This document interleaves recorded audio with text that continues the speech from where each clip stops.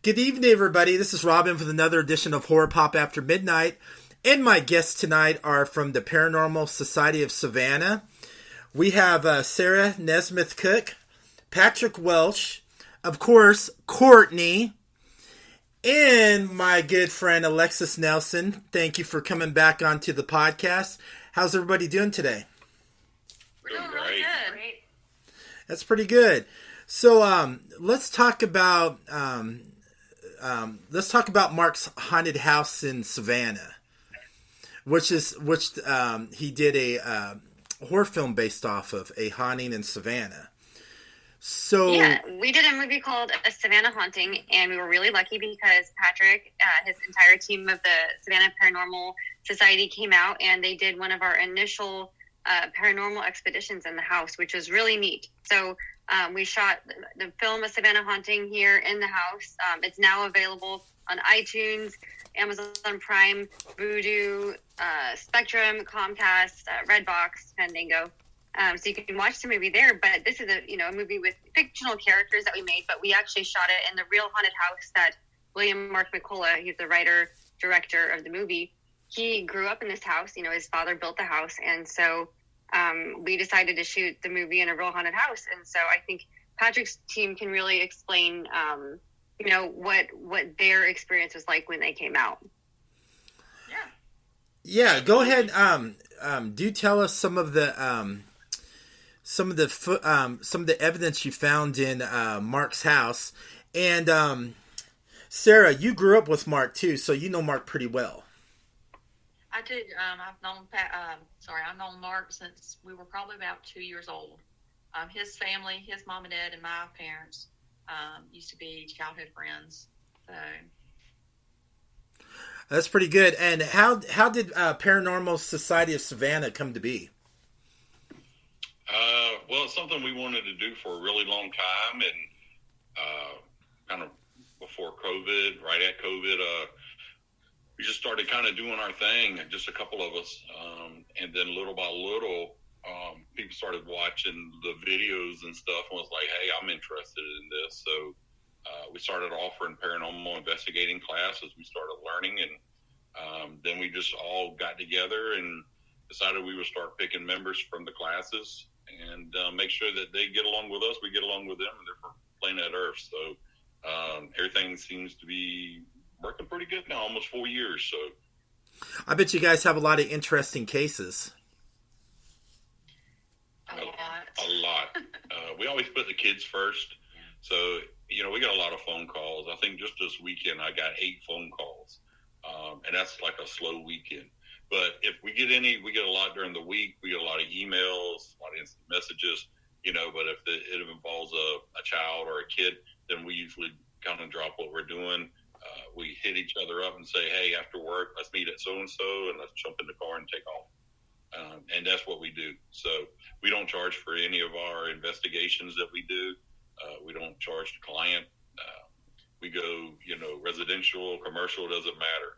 So we do it as a hobby. It's fun, but also to help educate and let people know, hey, the stuff you see on TV, that's not how it is out there in the field.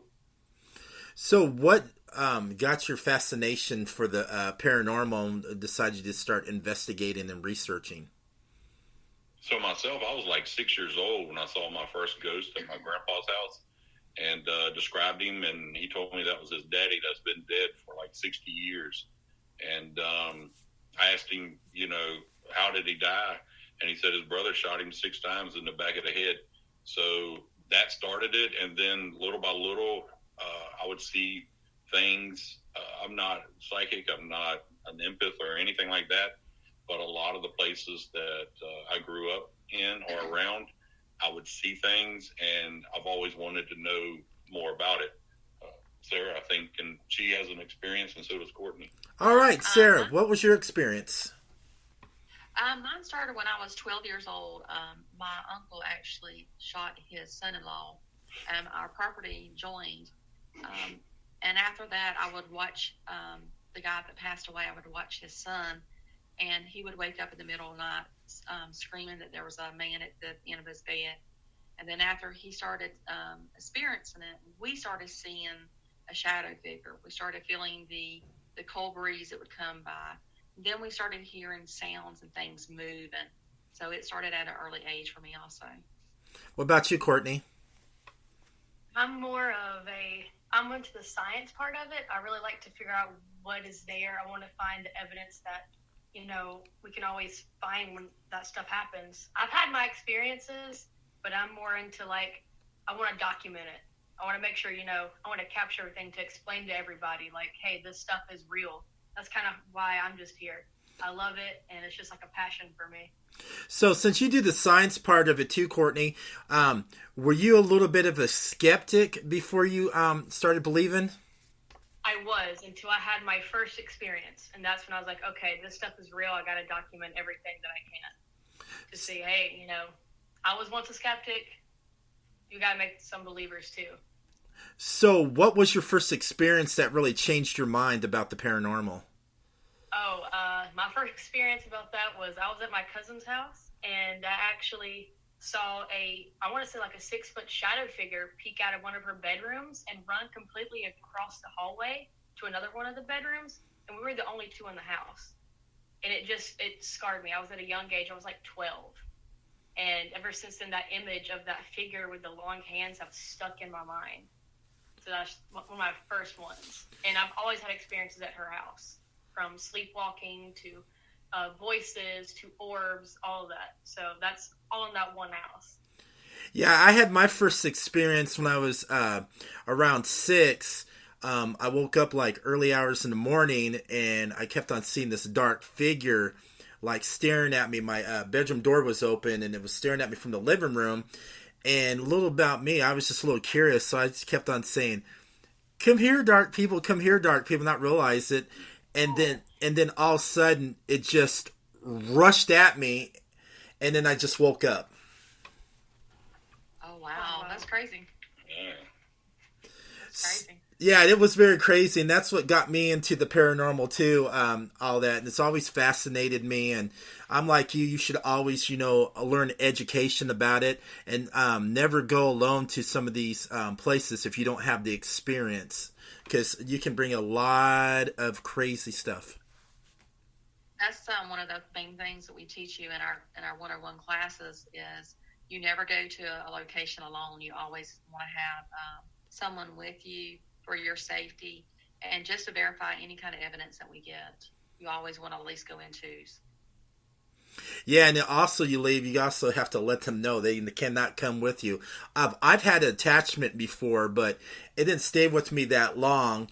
I learned that the hard way, but most of the time, every time I go somewhere, I always, say, you can't go with me, you got to stay here. We do that also. We actually had a team member that got attachment. At our location, we have a coffee shop that we have as our headquarters, and it's called Haunted Grounds Coffee. And she come down from Atlanta, and she actually had attachment to her, and she had to get the Catholic priest to come and bless her house and bless them to get rid of the entity that was with them. That's crazy. So, how did you get involved with Alexis and Mark about investigating Mark's childhood home? Actually, I just text Mark one day, and I'm like, we heard your house had a lot of activity, and I was like, can we come over and do a little investigation with our team? And he didn't have a problem whatsoever. And this is before it really got big that it was actually haunted. A lot of people didn't know it was haunted. When I went as a child, I didn't know why there was a weird feeling in the house at all times. I never seen anything when I was there when I was younger, but it was always a creepy place and weird vibes when we went. But I just gave him a call one day, and he said, yeah, come on over. You bring the team over. So we loaded up about 6 of us, I think it was, and we went over there, and we stayed for probably about 4 or 5 hours, I believe. Yeah, Alexis, you said you guys picked up a young girl ghost. Yeah, we've definitely picked up a girl there. In the movie, we have a little girl character named Alice, and there have been little hints about a girl there, but only until recently we found more evidence of her. Actually, footage, which is crazy. We have multiple footage shots of this little girl, and so she ties into the movie, which was really exciting for us. We're just trying to figure out who she is right now. Yeah, and we would love to come back to actually investigate again at the house, because we went in blind, and Patrick can tell you a little bit about that, but we went in blind and we didn't know where the hot spots were. So we're kind of just doing the whole house. So now that we know exactly where things should be at, I think it'll be a lot easier for us to come in with our equipment and verify that there is a little girl there. But we did get a lot of evidence while we were there. So what type of evidence did you get? Did you, since you know about the little girl, did you get anything from the little girl, or what type of evidence you guys pick up? No, we really didn't pick up anything, unfortunately, on camera with a little girl, but we did see a small shadow at the top of the stairs to the right, where the storage room is, that was peeking down at us, and it was kind of like being real playful. And when we would go to grab our cameras, it would either shut off or it would disappear right before we could get it on film. So we do know that's a hot spot now. That'd be one of the spots that we definitely keep a camera on at all times. Now the bedroom upstairs to the left, that's to me the most active room in the house, and I tell you right now, there's no way I would sleep in that room by myself. Nope. Me and Courtney's actually wanting to go stay overnight, and me and her stayed in that bedroom. We had a lot of activity in that room. The rocking chair. I think Patrick should stay alone in there. Yeah. I think that would be a good idea. Yeah. It'd be like the Ghost of Mr. Chicken Part 2. While we were in that room, actually, the rocking chair, it was just moving just a little bit, and Patrick asked if there was somebody here, could they move the rocking chair more? And it just started picking up in that room, the left room upstairs. Yeah. So.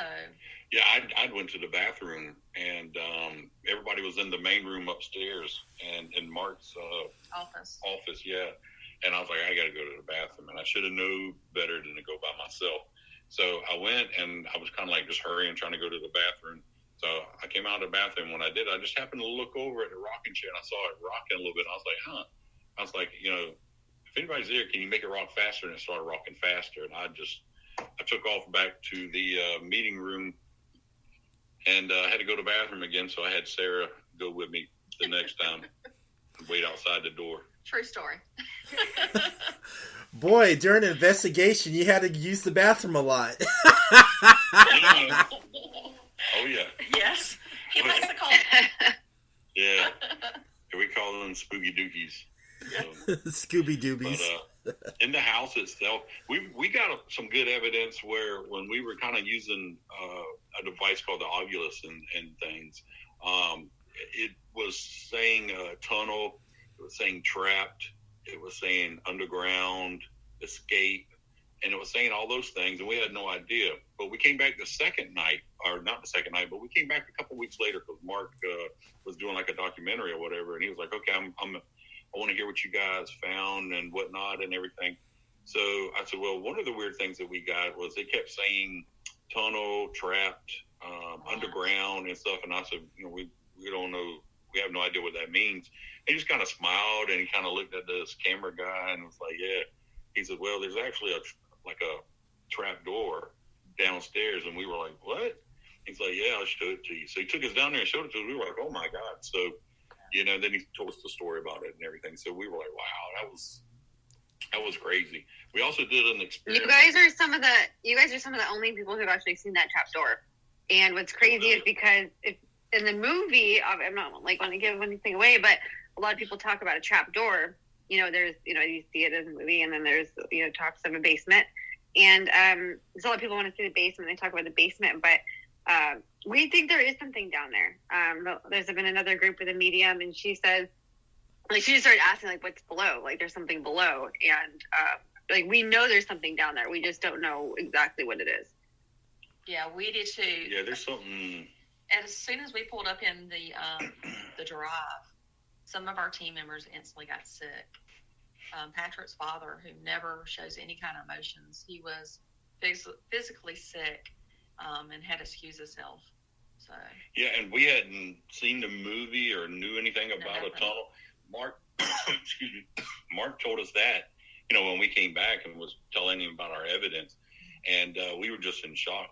Some of the other little things that we got. So when we were walking up as a team to the front door, we all felt sick walking up to the front door, and I explained it as I felt like there was something like going around and around and around, like trying to find a way in the house or something. I don't know what was going on, but it was making me dizzy and it was making me sick. When I was actually taking a step up on the step to get into the house, I thought I was going to fall down for a minute or get sick.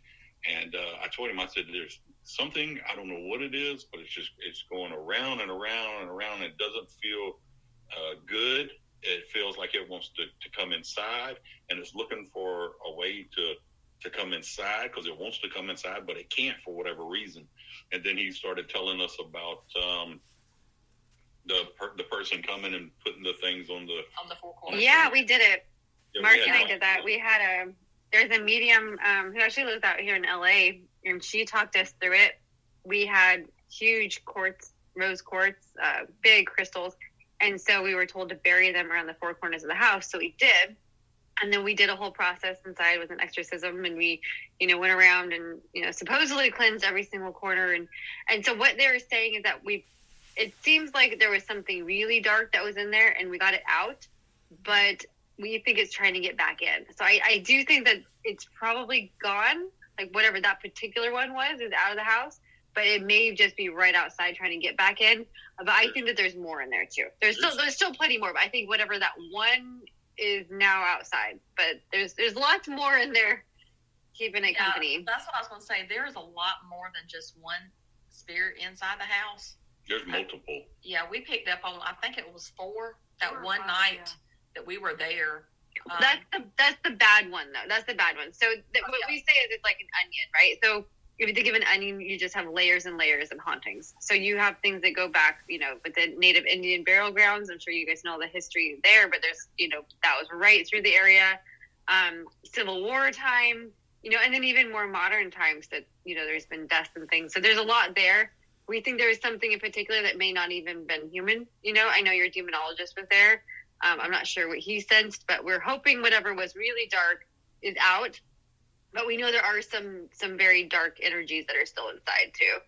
Yeah, there's something in there because when we were setting up our equipment at the table in the kitchen, Sarah was walking up and something like pushed her, and she tripped over the front of the tile or whatever and landed face first behind us on the actual floor, and it hurt her pretty bad. Yeah, I still can't bend I can't get on my knee. I can't put any pressure on my right knee. And we were like, "Oh, you okay? Did you fall? Whatever?" She said, "No, something pushed me."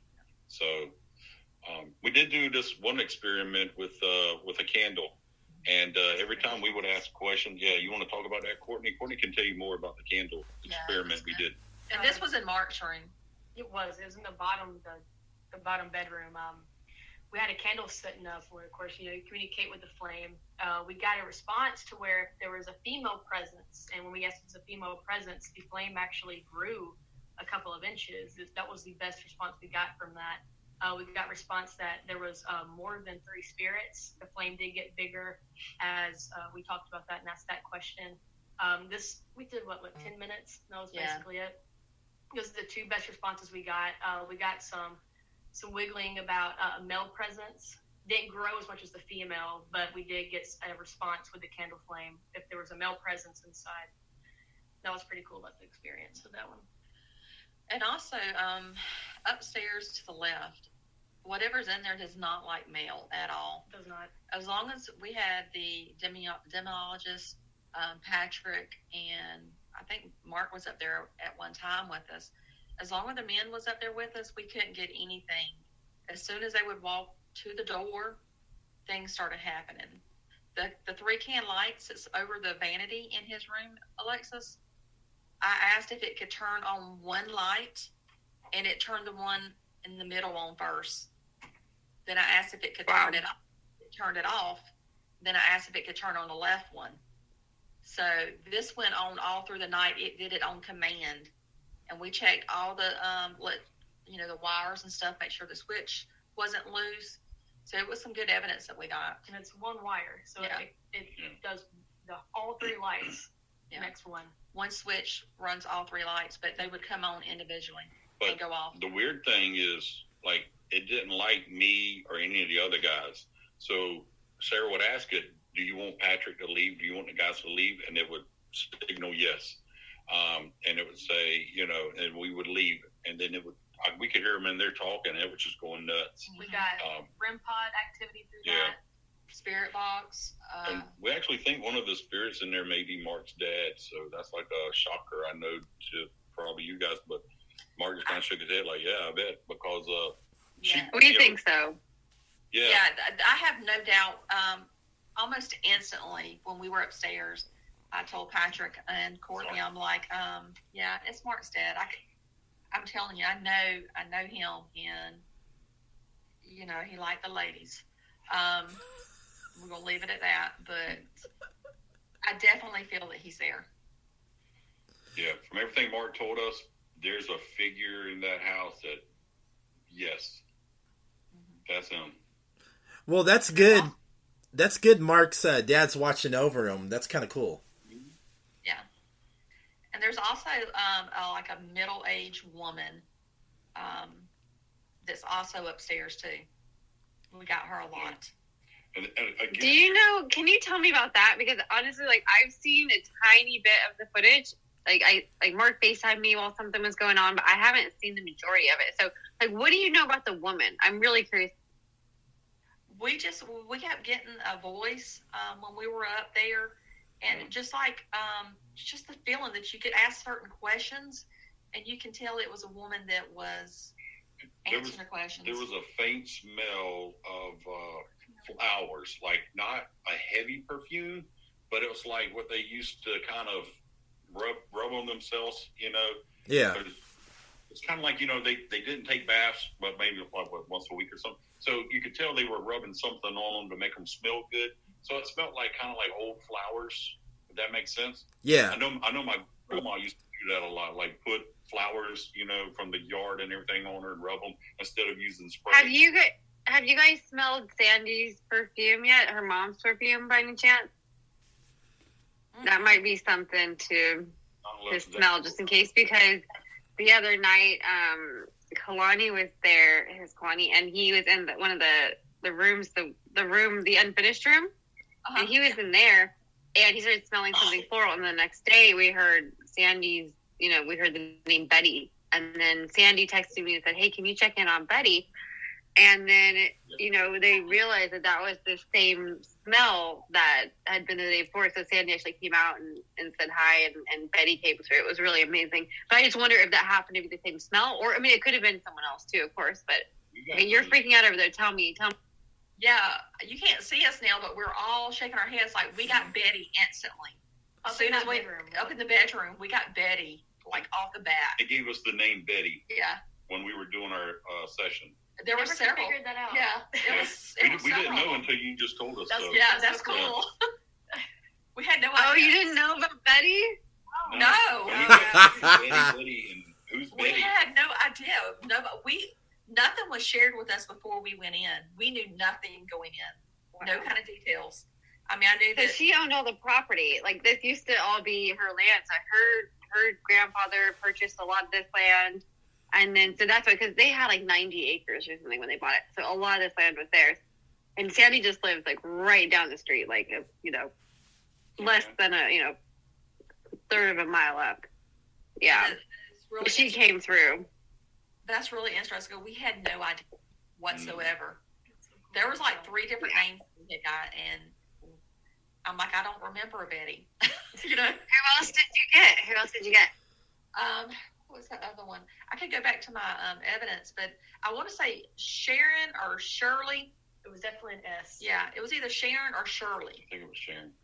Oh, yeah, because of Miss Sharon. That's what it was Sharon. Yeah. I believe it was Sharon. That's I don't wild. know about Sharon, but Betty's a big one. Yeah. Yeah, because we all got her, and we were all talking about it a lot. That's So, crazy. yeah, sometimes we would say, Miss Betty, are you still here? Betty, are you still here? And it would talk to us like, the little ovulus would go off like crazy. And we did the Estes. Yeah. Yeah, the Estes method. So Betty said that she was there. She said that she was there, that she specifically said that she was not trapped, and that she was there just sort of looking out for everybody. And she was actually a preacher, and so was her husband. And that was Mark's preacher. You might know, maybe you know them. Maybe y'all went to the same church. Because they were right up the street. Yeah. So you may have known them. Wow, I have to check into that. That was, like I said, we went in blind. We had no idea what any of the history was of the house, other than I knew that, it was his dad and Mark, most of the time Mark stayed with his mom. So. Well, I think, like, during the Estes method, I want to say we said Betty once or twice. And she touched Courtney. Yeah, and she touched Courtney when we asked Betty if she could touch Courtney. And On my right side. She was the one. That was Betty? Yes. Yeah. Whoa. Yeah. So probably really gentle. She was sweet. It was. Yeah. It was a very small touch right here on my shoulder. And for a lot of people that don't know what the Estes method is, that's where you put the headphones in with the spirit box, and then you put the blindfold on, and then you put the noise reduction headphones on. And one person is asking questions like away from them so that they can't see them, they can't hear them. They're just hearing whatever the white noise is coming through the earplugs, and they just say whatever they feel or whatever they hear. No matter how stupid it may seem, Yeah. it might help. And a lot of times we go in a place and we'll just get these feelings of that who is there. You can pick up on it if it's a child or if it's a female or male. So that was just pretty cool that, we had no idea about Betty. So That's wild. Alexis, did you and Mark ever about the young girl? Did you guys ever try to use like a trigger object, like a ball or something, to see what she would do? We do have a ball in the movie. Can you hear me okay? I don't know if it's cut out. Yeah. So it's interesting with the upstairs because one of Mark's friends, a good friend of ours, Chuck, was staying the night, and he just started hearing, like, in the middle of the night, like, loud slamming sounds, just really loud, horrible, scared him, so much. And then he felt a little bit of a presence of a child. And so at night before he go to bed, he would put on little kid cartoons on his phone. Mm-hmm. Just to, like, play, and then it was quiet on those nights. He felt like he kind of settled whatever it was with little cartoons. So he definitely noticed something. Mark had a very unpleasant experience with a little girl there where this is kind of, I think, the first time he was ever scared in the house. Uh-huh.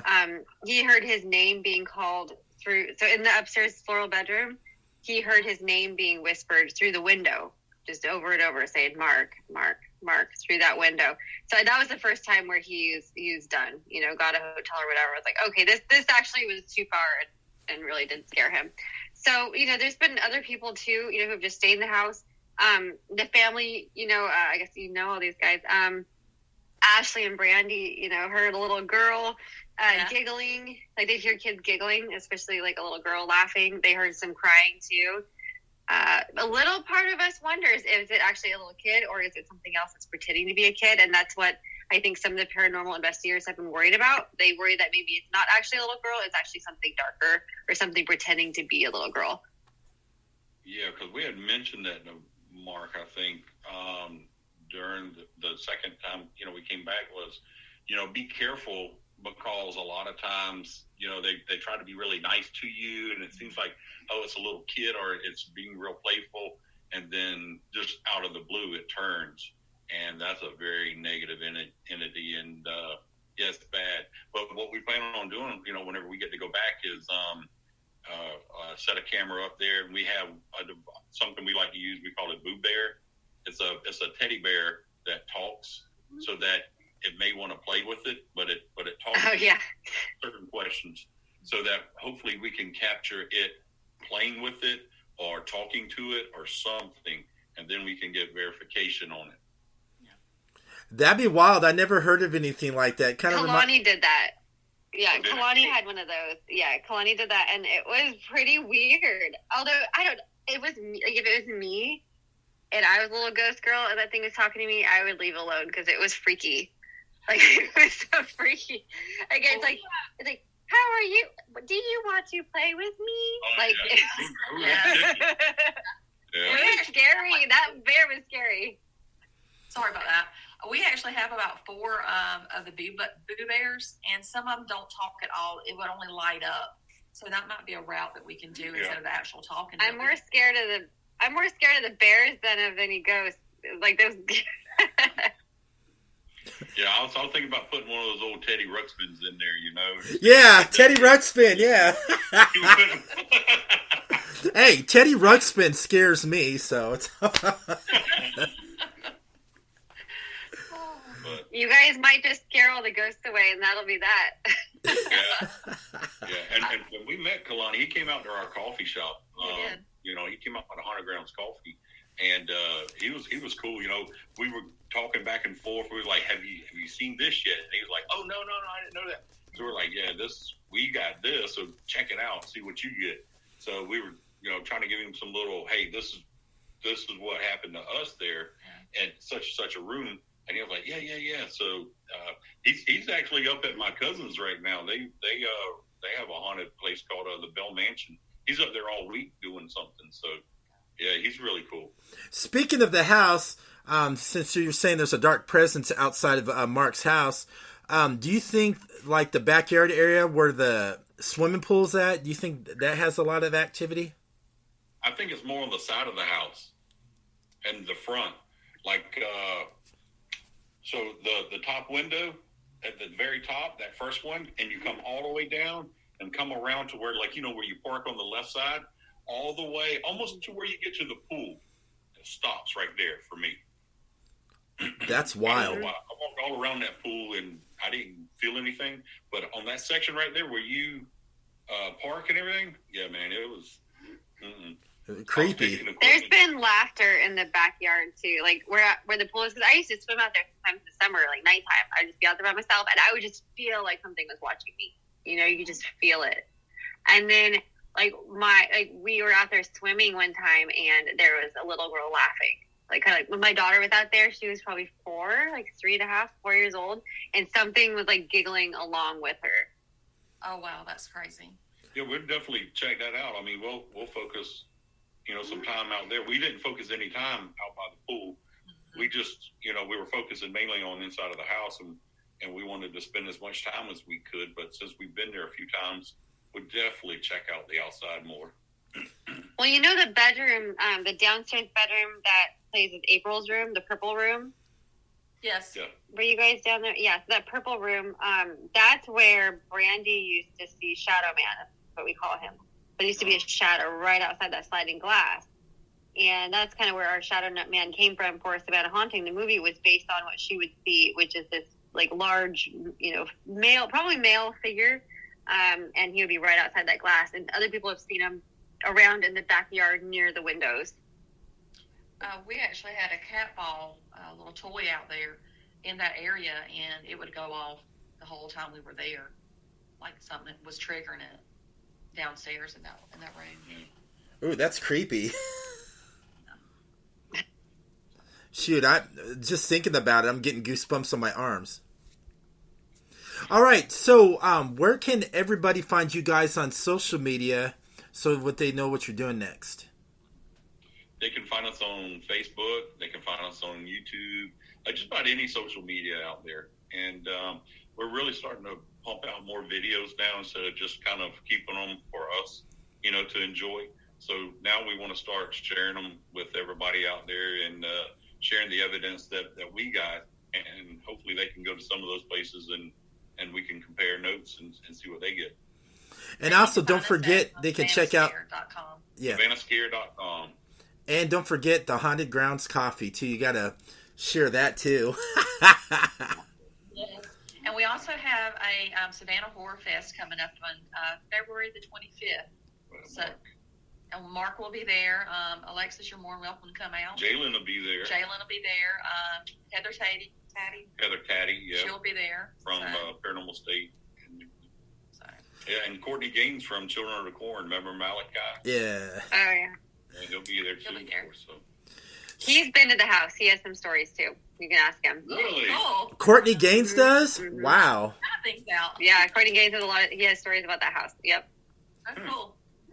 Shoot, I should have to reach out to him. So, Alexis, my co-host of the night, where can everybody find you on social media? Well, so for me personally, Alexis Michelle Nelson, MICHELLE, Michelle Nelson, but more importantly is everything related to A Savannah Haunting. So that's literally on Facebook, TikTok, Instagram. Is A Savannah Haunting on everything. All right, guys, thank you so much for taking time to come on here out of your busy schedule. Thanks so much. Well, thank you. We appreciate it. And everybody, thank you for listening to Horror